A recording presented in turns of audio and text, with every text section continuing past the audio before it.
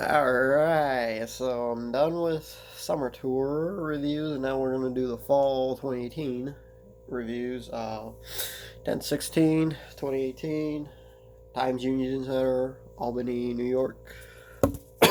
I'm not groggy. Allergies killed me after work, and I've just been waiting for the last 2 hours to do this. So, I don't know. I took a Benadryl.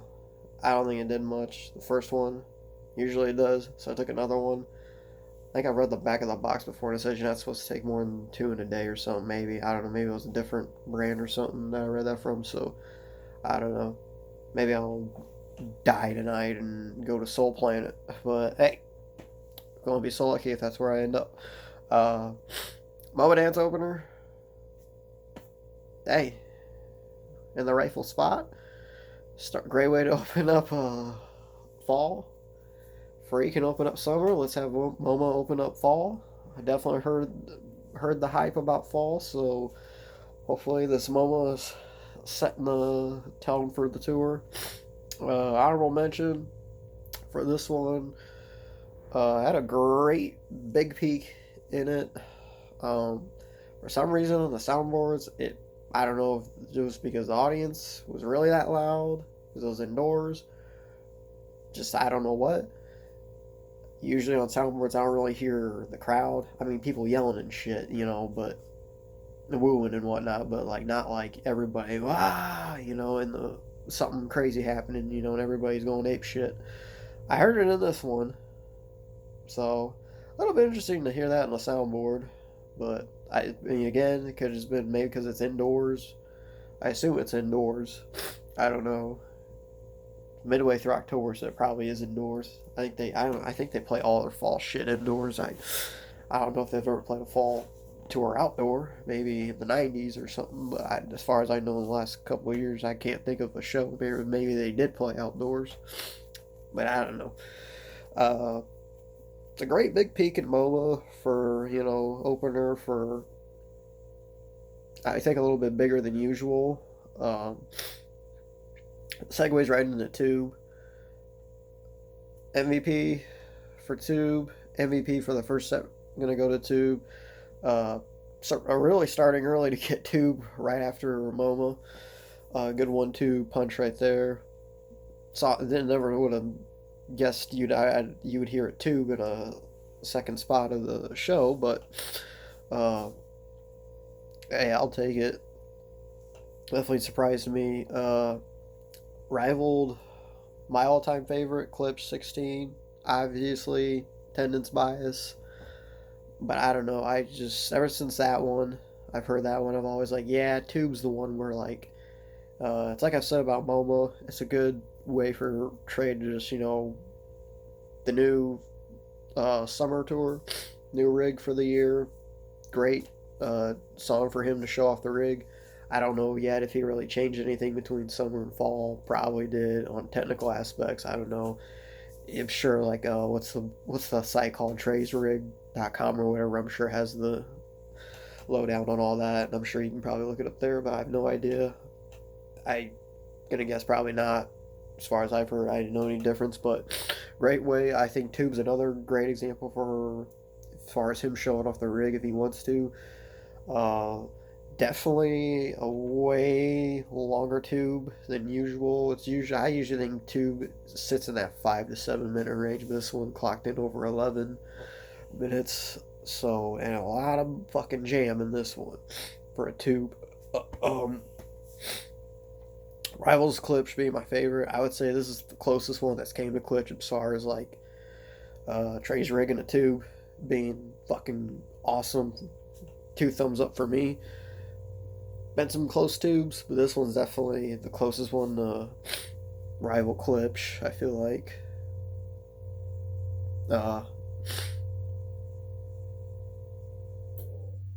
Highlight part of the jam, Page's keys in the beginning was pretty cool, but then Trey's rig just kicked on and he stole the rest of it from there real fast. So, I definitely would check out Tube. Uh, Oh man, my nose is killing me. I'm just like trying not to sneeze on my phone. I just feel like that's what's gonna happen. Uh, Third spot theme. Totally surprised we would get a theme right after the big peak in Moma opener. Then we get the great extended awesome jam from two, but then we get theme in third spot. I don't know if I've even heard theme come this early in a set. Usually towards the last quarter of a set, if anything. So spot three goes to theme. Uh, Honorable mention or MVP for this one. Doesn't mean it was a terrible one. Just didn't stand out for me in any way. Anything that I'm gonna go back and definitely want to listen to this version. I mean, great placement, great three piece to get the night. Yeah, Page's keys at the end come out of the jam with the when they do the from the bottom to the top, whatever part, and then the rip chord. Or no rip chord on this one, I don't think. But I don't know. I also threw on whatever theme was that they played at Dick's during the Dick's run. I was playing that show earlier. It came on random or something shuffle. I don't know. So maybe I'm thinking of that one. But I like the sudden segue in this one. Really, it wasn't no segue. It was basically just yeah. Trey just didn't rip chord in the end like usual, and he just ripped chords right into free. So I like that. Good segue. I'll say this about the free. Trying to choose my words carefully. I want to say disappointed, but not because it was terrible. Because I don't really want to say it was terrible for me. I didn't get much out of it. I thought it was pretty compared to like the freeze from the summer tour, especially the Dicks. This one was just like no life in it for me. I felt like it kind of just I don't know. It was more just laid back. It wasn't really like they were trying to really play hard or go lights out with this one. I mean, it's whatever. Like I said, I try to choose my words carefully. It's disappointing for me, but for somebody else, this could have been the fucking best version they heard. So, it's all opinion. It is what it is. But, uh, I mean, I'll still take the placement. You know, good four piece Momo opener, two theme, and then drop right in the free. I honestly was pretty pumped to hear free, and I was like, ooh, let's see how this one does against Dix. Uh, Trey's rig did do the little flute piccolo sound he was trying to do in this one. So I don't think it works. I don't know. It's one of those like when I first was getting into Phish,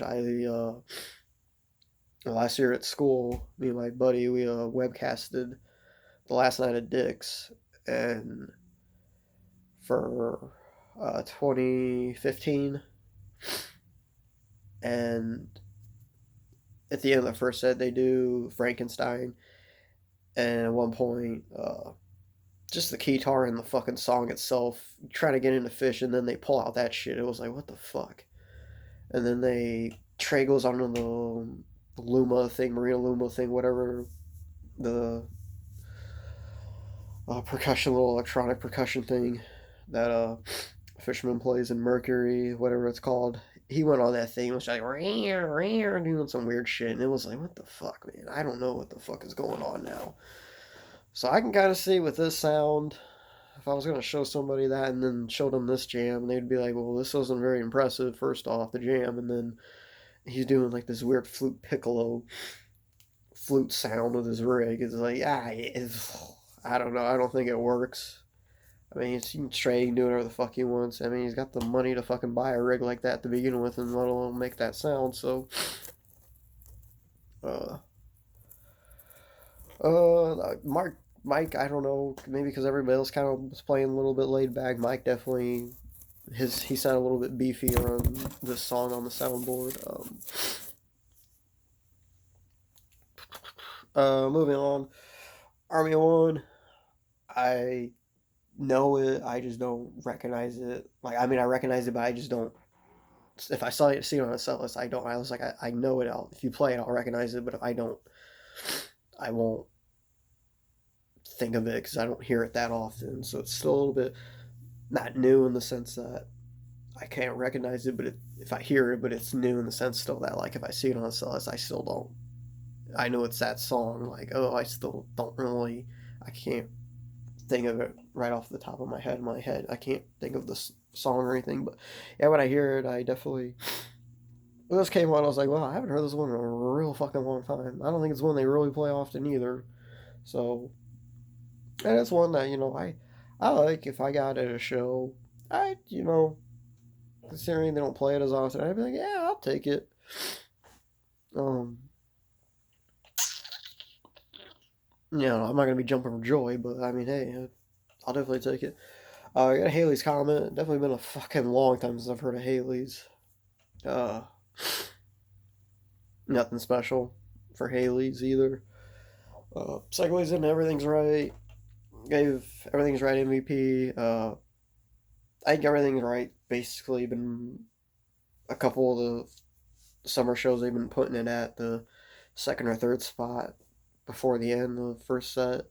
I think it fits right in there because if they're not playing so well like tonight, well then you're gonna get something big out of everything's right usually. So I think it's sort of this one didn't save this show or this set, but it has potential because of where it's at and how, in my opinion, how good of a song it is.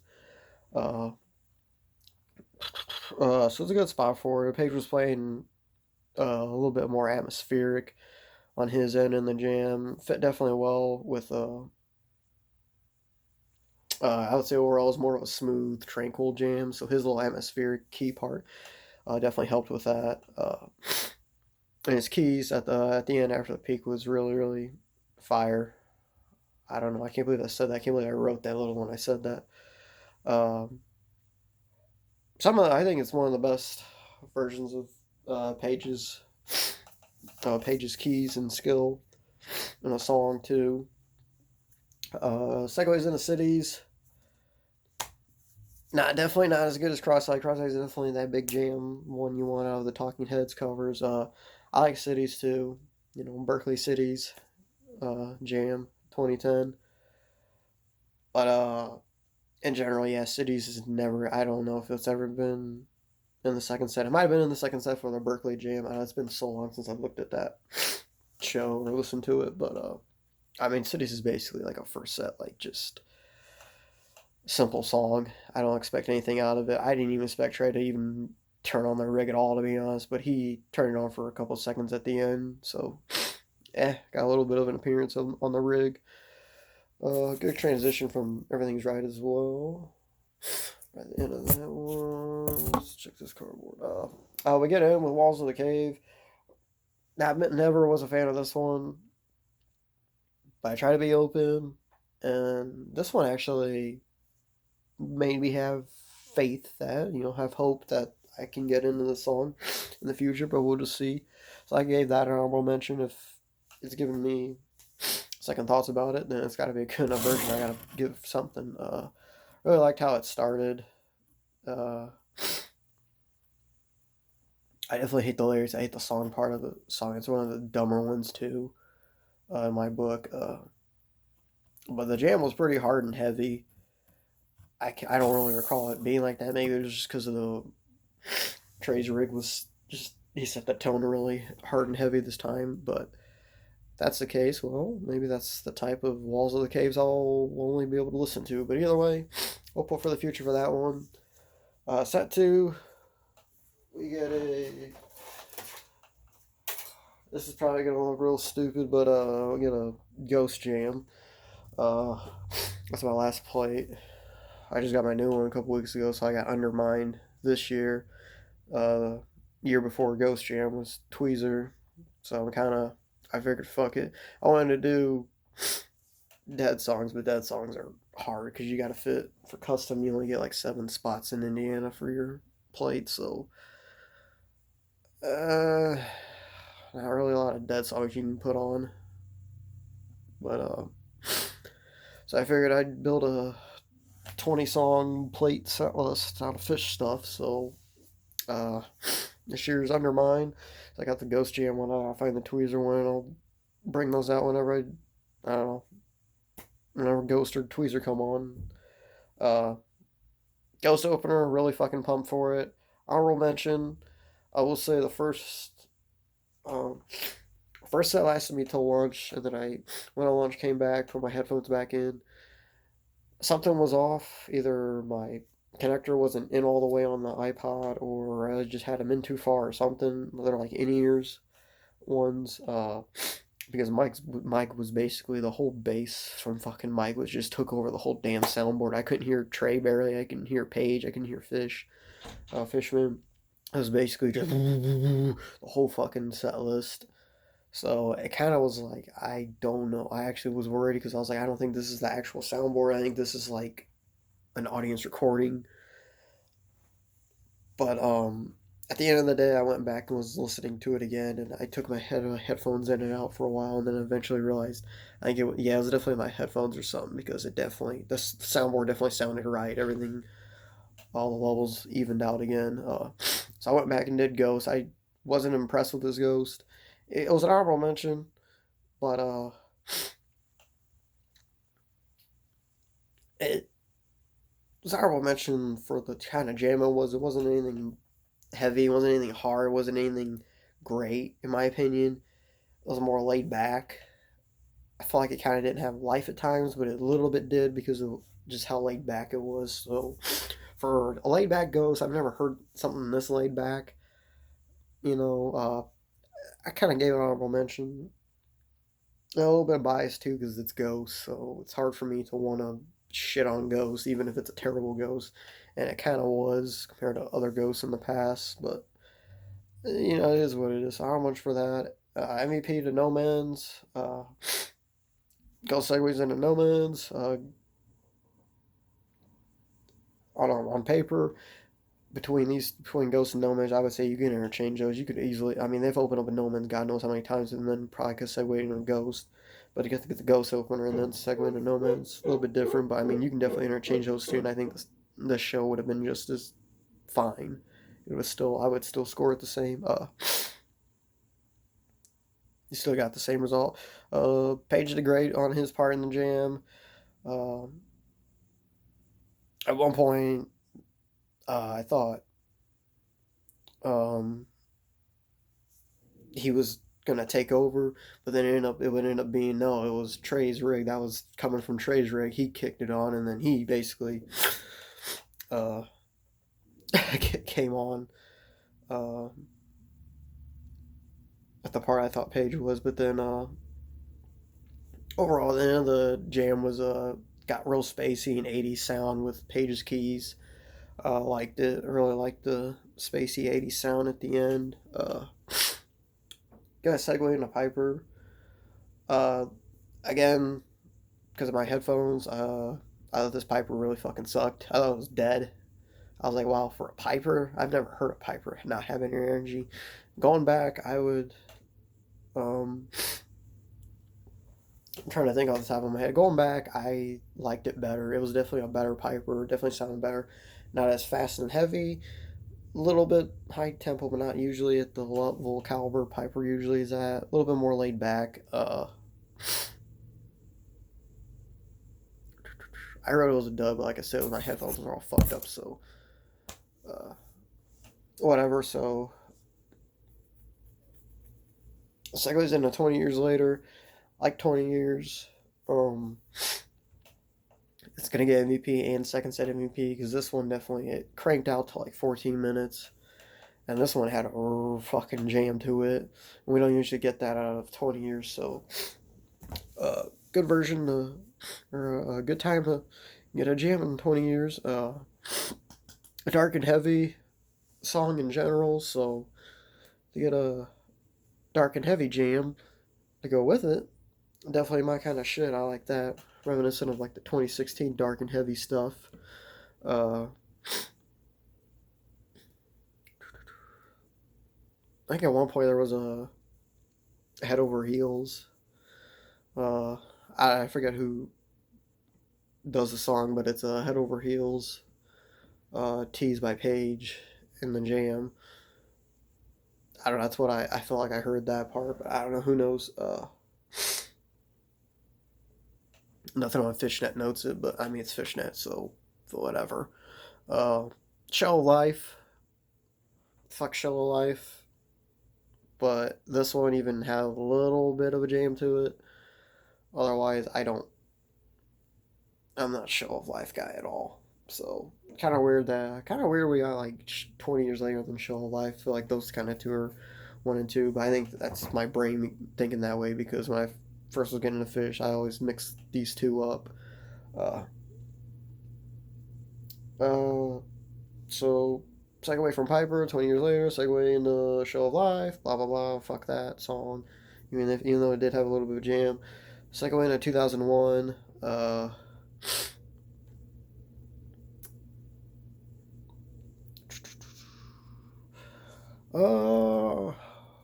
on my first run through, I noted the rig went somewhere. Let me see. I'm trying to read this. I wrote this real fast, so it's really bad handwriting. I mean, for the most part, the jam went a little bit somewhere. Rig took it somewhere, but it's like a 7 minute. 2001. I feel like more than usual. 2001s go a little bit longer. This one was really short and to the point. I liked. It was different. And sometimes I'm not in the 2001s because I'm kind of just like, just give me something short. Just make it short and simple and get through it, guys. So I definitely liked how they definitely did that for this one. Because then they jumped right into character zero to end the second set. I just put 0, 0, 0, 0, man. There's not much else to it. It's hard to really top a good. I mean, it's really hard to top zero when it's your encore usually, and it's always balls out in the jam to begin with, or in the solo, whatever you want to call it to begin with. Anyways, uh, Harry Hood encore, cool. I don't know. Good choice, I guess. Could have been a Fluffhead, would still have been a good choice, but either way, overall, I would say, even with the fuck up with the headphones, I would still say this was like a tier. I don't know if I'd even say a tier 3 show. I might actually put this in a tier 2 show, just because just really with a lot of laid back jams like in Ghost and Free. Just, oh man, I was really had high hopes for something balls out like usual, but kind of a show a little bummed me out a little bit actually. I didn't think it was too hot. It wasn't like terrible or anything, just for what they were trying to do, a little bit more laid back tonight. But I mean, tour opener, I went balls out at Dick's, went balls out for the whole tour. I mean, summer anyways, and then go even more balls out at Dick's. So, and it's whatever. Not every show's gonna be banger, so I'll give it tier 2. But I mean, highlights are still gonna be definitely good tube out of it. Moma Dance Peak, everything's right. Potential Walls of the Cave, No Men's, and then the big jam for 20 years later. So, got this little nugget in the mail. The new Dix 32, or no, this one's 31. So, I would have done that today, but I ended up going with my buddies last night and didn't do this review. I was a little tired after work and just went and hung out at his place and let him rip that for him to listen to. So, gonna do it at work. Do the review when I get off work tomorrow, and then do the weekend. So, night 1, fall tour 2018.